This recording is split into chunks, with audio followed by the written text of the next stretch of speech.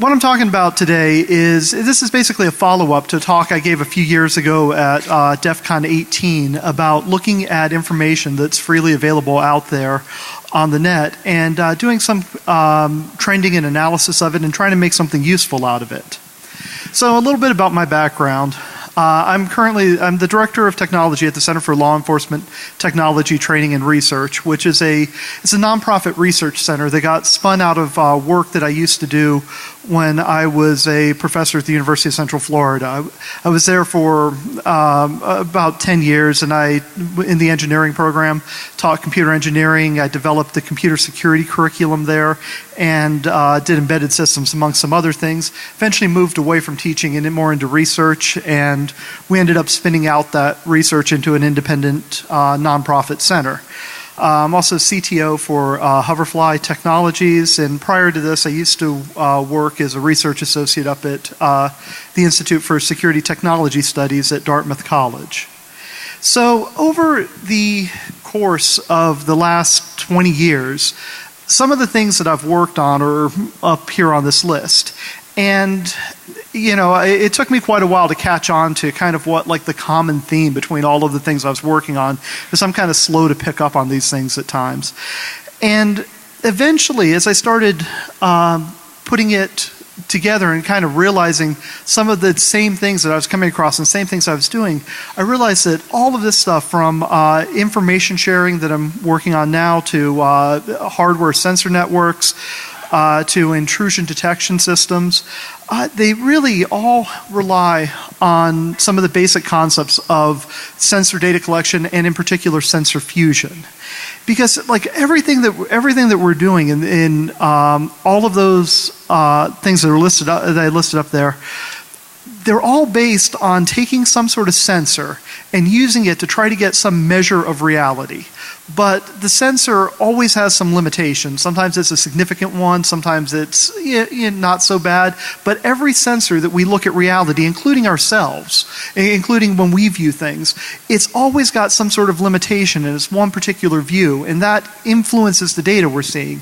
And you can get we have to work towards trying to get more meaningfulness out of the data that we have. One of the ways that we do this, and one of the techniques that I find most versatile, I'd say, is sensor fusion, where we take multiple sensors, we take multiple ways of looking at the same thing, and kind of put that together with the hope that we can take the limitations of one observation and cancel it out with a different observation that has a different set of limitations. So at least that's the hope. At least, if we can put two halfway decent things together and get something that's more than the sum of its parts. So before I get kind of more into my stuff, I always feel like in this particular subject that I have to give an acknowledgement to the guy that inspired kind of some of these thoughts in my head. And it was actually at Defcon, way back at Defcon 13, Broward Horn gave this talk on meme mining for fun and profit. And his problem, all great ideas come out of a problem, and I guess a lot of bad ideas come out of trying to solve a problem too. But his was a really good idea. His problem was that he would find that he would start learning some new technology, some new tool, or at least it was new to him. And by the time he felt he had mastered it, it was kind of on the way out, or the job market was just saturated with people doing that now, or it had just fallen by the wayside. Nobody cared about it. And he was always kind of struggling with trying to figure out, what should I spend my time studying? What should I learn to kind of get ahead?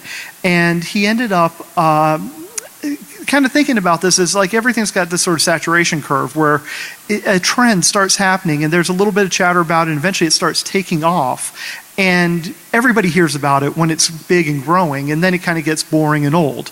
But he wanted to try and identify these things earlier on, and went through and did it. This is a slide pulled out of his old presentation, where what he would do is he would look at news sources and forums and blogs for information and keywords, and kind of pull those out and see what was trending on there, with the idea that that's kind of a precursor to seeing that early chatter about it, something can take off. This one, in this particular case, this is the red line shows how many times the word palladium showed up in news reports and forums, and the blue is the price of palladium. And you can see that clearly there was a lot of chatter about it before the price spiked up, and then the chatter dropped off before the price comes back down. So it's a really good, apparently a really good indicator for predicting the future there. What's going on. So anyway, that thought inspired me. And when I was teaching, I'd have students who would come to me and they would want to know what do they need to what skills do they need to get a good job and all of that. And I tried to apply what Brower had done in a similar way by monitoring and observing trends. And this is mostly single variable observation. It's doing some correlation. And I started off looking at Craigslist data. Just because Craigslist is nicely available, it's well organized by geographic location, and you can go in certain categories, like where they have the job postings in there, it's categorized by different types of jobs. And I know, Craigslist isn't necessarily the best place to look for jobs, but it was kind of had some interesting properties in that it's a lot of small companies that post on there that are maybe trying new things. A lot of entrepreneurial companies, startups, things like that are posting there, not so much the big ones. So that actually tends to skew it a little bit more towards being a leading indicator, something that is will come out a bit ahead of the curve. So some of the things I ended up looking at, just because I found correlations in here, were jobs, items for sale, and adult services. And I mean, I'm not saying I looked for adult services on Craigslist. It's just my research took me there. So things I saw looked like this. This is an example. This is just showing job postings by date. And this is showing the dips you see there. This is a weekly trend, and these are some different cities. It goes kind of dead on the weekends. There's a spike on a Monday, spike on a Friday. You see this kind of pattern. And it's okay, fine, whatever. It's kind of boring, but sort of interesting, not unexpected. But there are certain things that started standing out when you look at this data. In this particular case, there was, one of the things that jumped out at me was Austin never had a spike on a Friday. It always dropped off. It's kind of hard to see, but it's the orange line in there. It never has a second spike in it. Thought that was kind of interesting. The other thing, and this is what came out of the adult services, was that there was a correlation between adult services being offered and bicycles being for sale, or actually a lot of items being for sale. And this led to a couple interesting discussions that were one of my favorite moments at Defcon was when somebody stood up in the audience and said, "Hey, I think I can help you out. I'm from Austin and my sister's a prostitute." So that, and then it led into a discussion of things you can sell one time, like a bicycle, and something you can sell over and over and over again. So, okay, that's what I had done before, and we had looked at that, and there's some interesting stuff there, but I wanted to kind of dig a bit deeper into the data and look for more relationships and more correlations between data, and hopefully be able to pull in other sources and do some fusions on this. So I started looking for things like different cycles in like the job postings or correlations in them, because at the time when I was working on this, keep in mind I was really trying to help out some of the students that were graduating looking for jobs, trying to help them find out what skills they needed, what would really kind of help them get ahead. There were definitely correlations in there. There are things in the cycles you'd see, but nothing unexpected, nothing really interesting that jumped out. In related skills, you can say, say that if a job was going to have one particular tool set or skill set listed, there are other ones that are likely to be listed with it as well. Again, it was nothing really jumped out at me as being unexpected out of it. But eventually there were a couple interesting things that showed up. One that I think is just kind of funny, and it was how often the words drug test or drug screen showed up in a job advertisement correlated with the different skills in it.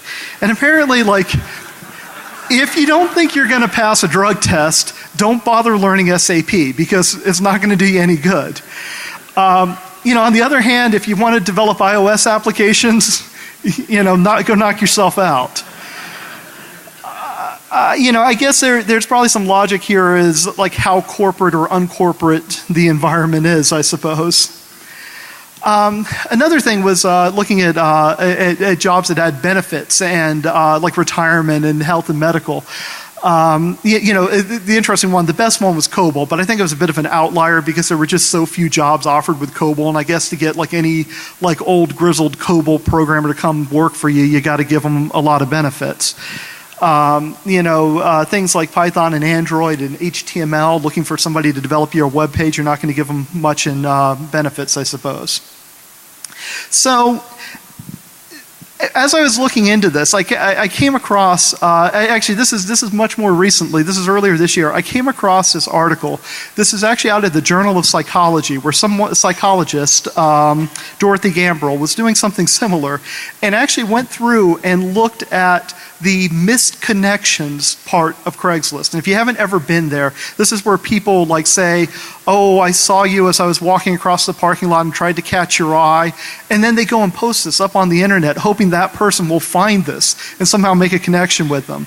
And these are organized by state. These are where people make or had the most missed connections. And there's some things that just make me, I find funny, like Walmart's got a lock on the South, Oklahoma, it's the state fair, of course. It makes perfect sense. And in Nevada, it's casinos. And the one thing that I just had to put this up there, was one thing that just jumped out at me like crazy was Indiana. It's at home. Like, I don't know what they're doing in Indiana, but I'm pretty sure they're doing it wrong. So I was talking with a friend of mine about this stuff, Dave Grubleski, and his eyes lit up and he started telling me about this thing that he had done where in his neighborhood, this is back in Orlando, Florida, his neighborhood, they'd had a rash of crime recently. And they didn't really know they had a rash of crime until all the neighbors got together and started talking with each other. And they found out everybody knew a little different incident that had happened. So he went and did some searching and found out there was some open source data that the sheriff's office and police department would post about their CAD, their dispatch calls. And he started writing this little tool to take that, do some geolocating on it, and tweet it out. And then you can subscribe to it and get tweets from this thing, like really hyper-local things for your neighborhood about what's going on there. And it's actually, one thing is funny, I just pulled this up earlier today, and I was just noticing things. This is in Orlando area, the first tweet that's on there, and I'm amazed that the sheriff's office is putting this out. They're basically saying there's a designated patrol area available, which means there's an area where there's nobody patrolling it currently. And this is down in a real tourist trap part of Orlando. So, that could be useful information to somebody to know there are no cops there right now. And then there's a few accidents. And then I guess the people down at the bottom down on Poppy Avenue would be happy to note there's a fugitive from justice running around in their area. So this kind of led us to look into more sources for data, because what they offered where we were wasn't very useful or organized. And found out and started looking in places that kind of subscribe more to the OpenGov system. And this is a movement to have more transparent government data.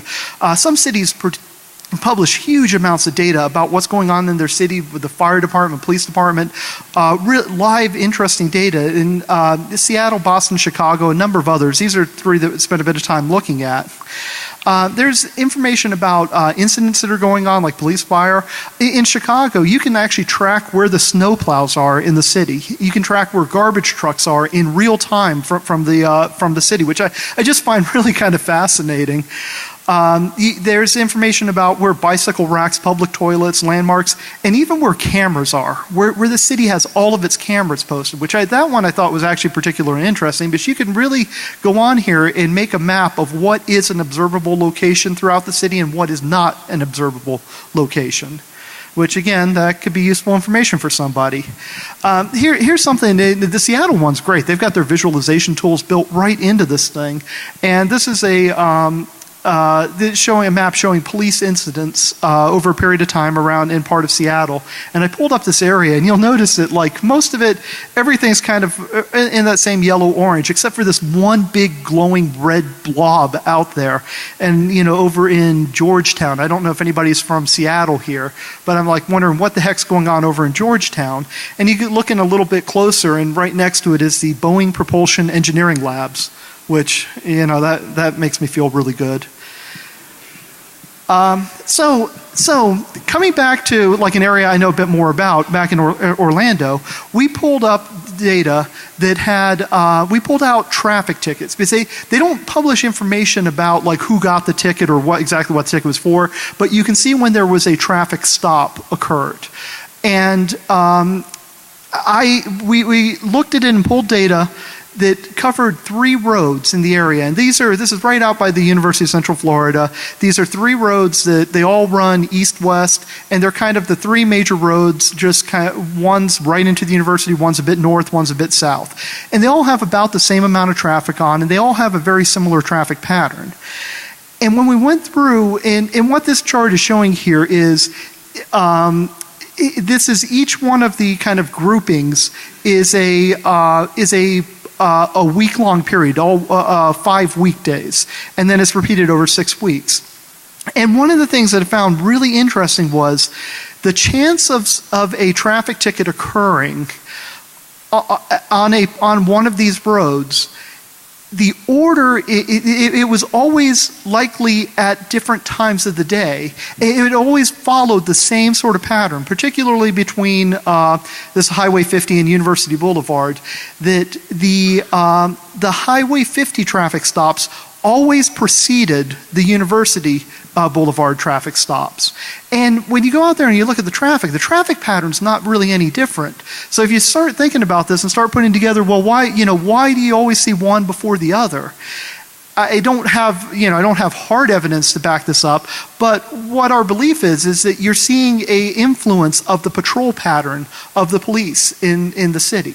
So you're actually able to kind of get in there and through their information that they're putting out, sort of start tracking them. It's kind of like, there's a talk I went to earlier yesterday, I guess it was. There's a great talk with Brendan O'Connor that was talking about tracking people by seeing like information their devices are spitting out on wireless networks. It's a similar concept that they're putting out a lot of information here that is that if you look at it the right way and you take the right pieces of data and put it together, you can pull a lot more information out about what they're doing and what's going on. So why? So by this time, I've kind of changed kind of what I was interested in doing, and probably because I quit teaching and I left the university, so I don't have students anymore. So I'm not that interested in helping people find jobs. So now I found it kind of interesting to like look at these government entities and the police and other things that are going on, and also because I've worked with law enforcement a lot, and it's kind of interesting to see like how on one hand they're very protective of their data, but at the same time they're putting out a lot of information that I'm not sure that they quite realize how much that they're putting out there. Frankly, I think it's actually kind of a good thing. I like being able to have more information and being able to look back on them. And like I say, why should the NSA have all the fun on spying on people? So what's next with this? And there's so much more I'd like to talk about, but these 20-minute talks you have to be kind of fast in. That what I'm really interested in is actually is expanding the model that we've been using on this data to be analyzed. We kind of built things that are very purpose driven. That the first set of analysis we did was very structured around the seeking out the jobs. Doing that, and then kind of got sidetracked by the crime and going off that direction. And I want to bring this back together and try to build a more robust model for analyzing this data and throw some data mining at this, where so far a lot of what we've done has been what I'd say is like hypothesis based, where I make a prediction about something I think I should see in there, some correlation, then go looking for it to try and see if it exists in the data or doesn't exist. And I'm sure there's a lot of relations that are in there that are things that that I wouldn't expect or I wouldn't find otherwise. I want to throw a bit of sort of data mining and kind of that sort of blind either AI or brute force type approach to finding relations throughout the data. So I think I'm about out of time right now, and I'm getting a nod from the back, so I'll wrap it up there, and if there are any questions, I'd be happy to take a couple till they cut me off. Thank you. I'd say, is sensor fusion, where we take multiple sensors, we take multiple ways of looking at the same thing, and kind of put that together with the hope that we can take the limitations of one observation and cancel it out with a different observation that has a different set of limitations. So at least that's the hope. At least, you know, if we can put two halfway decent things together and get something that's more than the sum of its parts. So before I get kind of more into my stuff, I always feel like in this particular subject that I have to give an acknowledgement to the guy that inspired kind of some of these thoughts in my head, and a common theme between all of the things I was working on, because I'm kind of slow to pick up on these things at times. And eventually, as I started putting it together and kind of realizing some of the same things that I was coming across and same things I was doing, I realized that all of this stuff, from information sharing that I'm working on now, to hardware sensor networks, to intrusion detection systems, they really all rely on some of the basic concepts of sensor data collection, and in particular sensor fusion. Because like everything that we're doing in all of those things, I developed the computer security curriculum there, and did embedded systems among some other things. Eventually moved away from teaching and more into research, and we ended up spinning out that research into an independent nonprofit center. I'm also CTO for Hoverfly Technologies, and prior to this I used to work as a research associate up at the Institute for Security Technology Studies at Dartmouth College. So over the course of the last 20 years, some of the things that I've worked on are up here on this list. And you know, it took me quite a while to catch on to kind of what I'm talking about today is, this is basically a follow-up to a talk I gave a few years ago at Defcon 18 about looking at information that's freely available out there on the net, and doing some trending and analysis of it and trying to make something useful out of it. So a little bit about my background. I'm the Director of Technology at the Center for Law Enforcement Technology Training and Research, which is it's a nonprofit research center that got spun out of work that I used to do when I was a professor at the University of Central Florida. I was there for about 10 years, and in the engineering program, taught computer engineering. They listed up there. They're all based on taking some sort of sensor and using it to try to get some measure of reality. But the sensor always has some limitations. Sometimes it's a significant one, sometimes it's not so bad. But every sensor that we look at reality, including ourselves, including when we view things, it's always got some sort of limitation, and it's one particular view, and that influences the data we're seeing. And you can we have to work towards trying to get more meaningfulness out of the data that we have. One of the ways that we do this, and one of the techniques that I find most versatile,